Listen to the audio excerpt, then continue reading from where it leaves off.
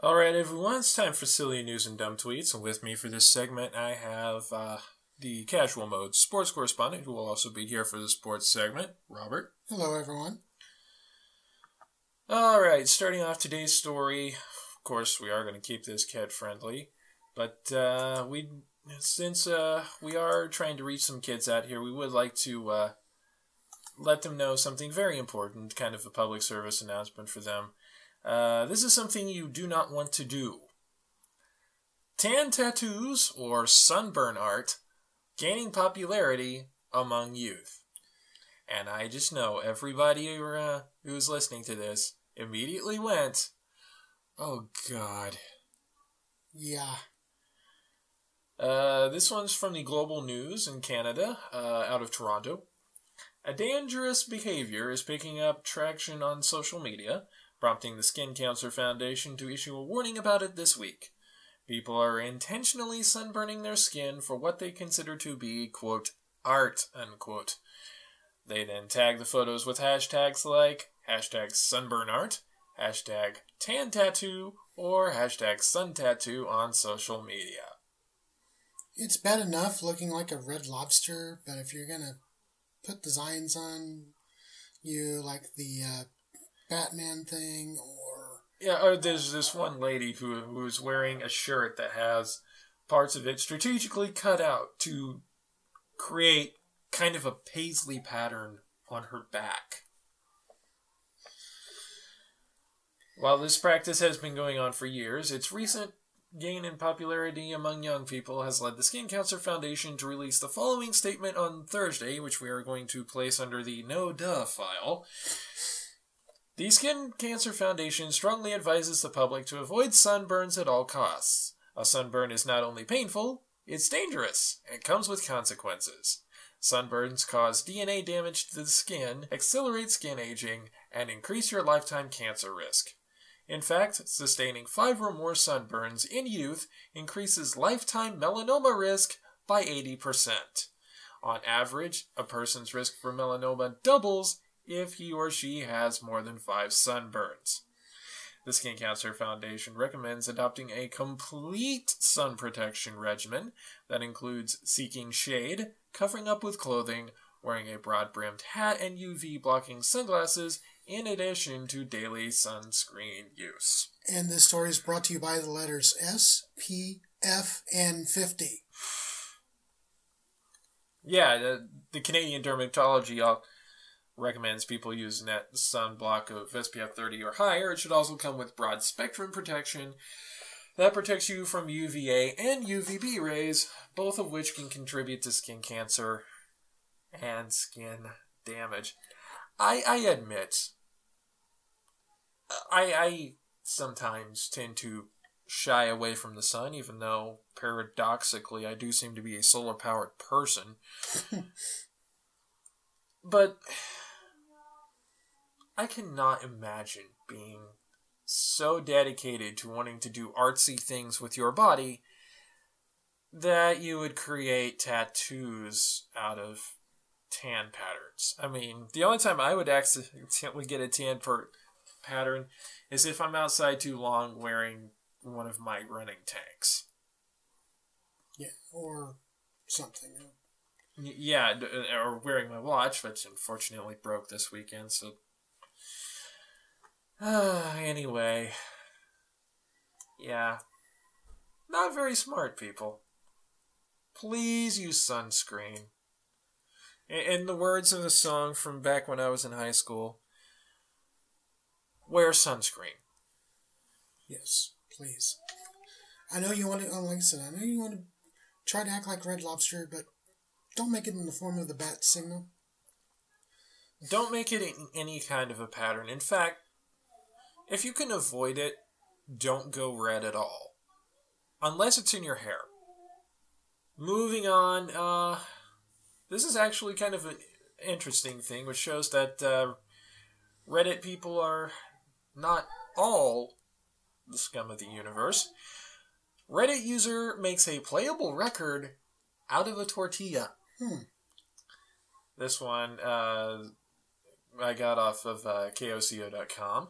Of course, local ABC affiliate.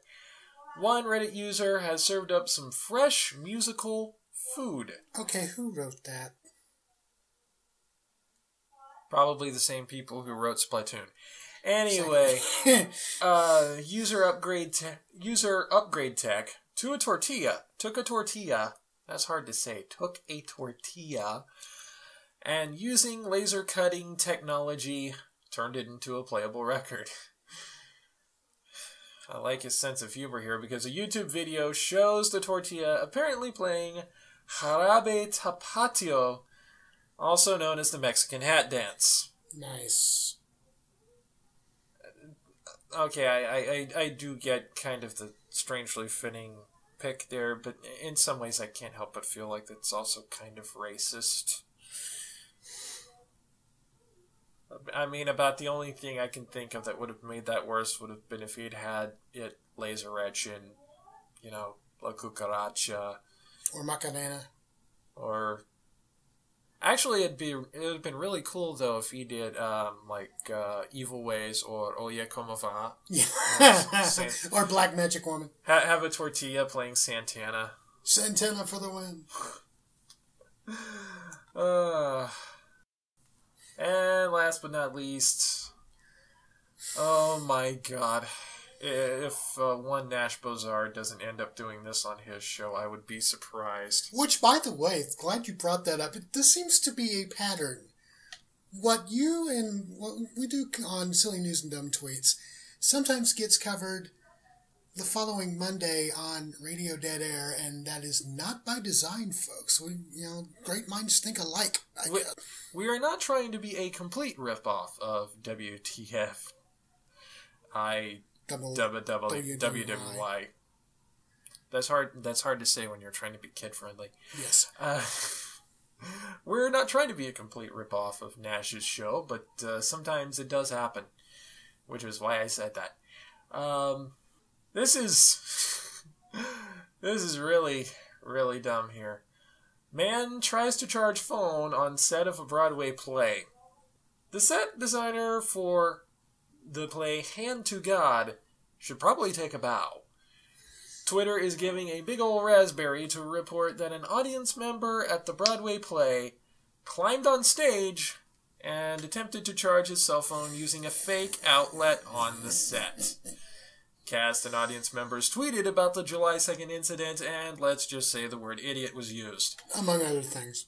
A representative for the production confirmed the incident to Playbill.com. The perception is often that theatergoers tend to be of, shall we say, a different caliber from moviegoers. But New York One anchor Pat Kiernan tweeted that being able to afford a ticket doesn't mean you have class. Hashtag shots fired.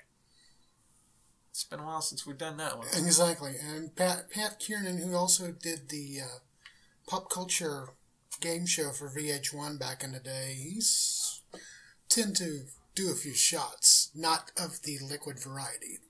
I do like this last paragraph, though. The play is about a young man whose Christian hand puppet takes on an irreverent personality. Okay. The show had a bit of fun with what happened, tweeting that, quote, the audience really phoned it in at Friday night's performance with an Instagram picture of a low battery icon. I can't, well, then again, considering our location, I can probably see that. Somebody at the community theater in our hometown tried to pull that. Well, at the local community theater around here, the set wouldn't be nearly that convincing, now would it? Well, you got a point, because for those of you who don't know, we have a local community theater here in Clinton, Southwest Playhouse, and they do their performances in the round. Yeah. Which means having a set like this would kind of be difficult unless you're, like, up against stands or something. Yeah, but even then, I mean, this is community theater we're talking about, so not exactly Broadway budget. True. Alright, time to excoriate the imbecilic. Just because we're being kid-friendly doesn't mean I can't be sesquipedalian loquacious. It's time for some dumb tweets. And here is the First one that I've got. Ford time piercing my nose, LOL. 4RD. And then that same tweet goes on to zoom in on the 4RD. And then someone looking quizzically. And then a Ford logo. Just to rub it in. Somebody either was absent that day or didn't really give a care when they were talking about first, second, third, fourth, fifth, so on and so forth. Yes, somebody definitely did not learn their proper ordinals. All right, we've got a picture here of a photo bombing of Donald Trump. I am going. There is not so nice word in there, but I will fuzz it out as best as I am able. Donald Trump's response was photobombed yesterday by a wise guy when I left the set of At Late Night Jimmy. Which would have been Late Night Jimmy Fallon. Yeah, back when he was doing Late Night instead of the Tonight Show. Guy in front asked for picture, said he was the biggest fan, never saw the guy in the back. Well, honestly, to Donald Trump, the guy in the back may have looked not too different from the guy in the front. Yeah, or whatever. Alright, that's it for silly news and dumb tweets this week. Moving right along, we're going to have a little bit of a shorter sports section. And then it's mostly going to be sports entertainment because, among other things, apparently some of us might be closer to being able to be a WWE announcer than we previously. We've got a WWE leak that makes me think that maybe I could, in fact, be a WWE announcer after all.